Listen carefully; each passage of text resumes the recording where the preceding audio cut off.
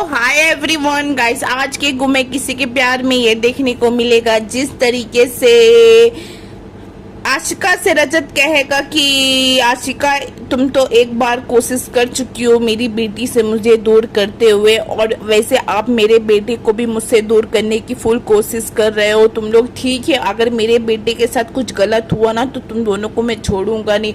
वैसे क्या उल्टा रजती को फंसा देता है और कहता है कि मैंने इनको इनवाइट भी नहीं किया, फिर भी जबरदस्ती सबकी सब मेरे पार्टी में चले आए।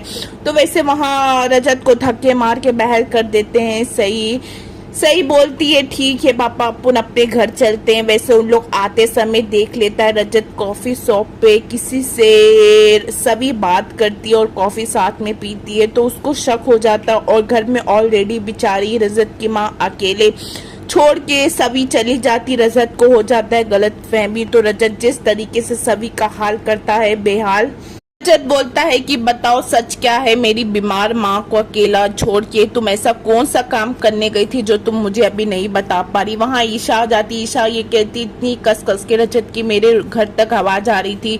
रजत सभी के ऊपर हाथ उठाता है, ईशा कस के चिल्लाने लगती है कि मेरी बेटी के ऊपर हाथ मत उठाना। वैसे रजत बोलता है जब ये घर में ये अपने आप को इस घर का मेंबर नहीं समझती तो इसको इस घर में रहने का कोई हक नहीं है। तो जिस तरीके से सभी को धक्के मारता है तो वहां आ जाता है दरवाजे के पास। जिगर को देख के सब पूरे है ना ठक्कर फैमिली एकदम परेशान हो जाते हैं। पहले यही सोच में पड़े रहते हैं ये कनाडा में नहीं, आई मीन यहाँ है।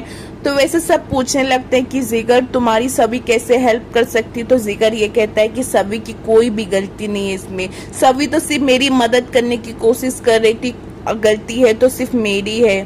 जिगर ये बताता है कि तारा ने आप लोग से झूठ बोला था, वो कनाडा गई ही नहीं, वो मुंबई में यही थी मेरे साथ। तो ये बात है ना सिर्फ सभी को पता थी।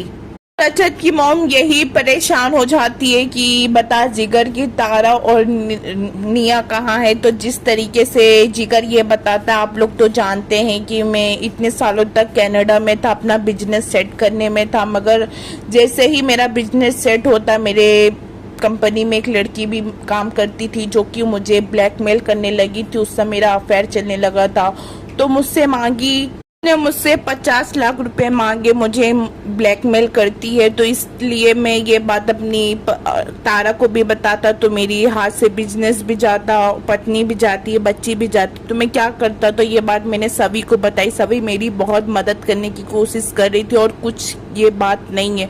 गाइस जस्ट यहीं तक की वीडियो है। आपको ये वीडियो अच्छी लगी हो, आपको पूरा डिटेल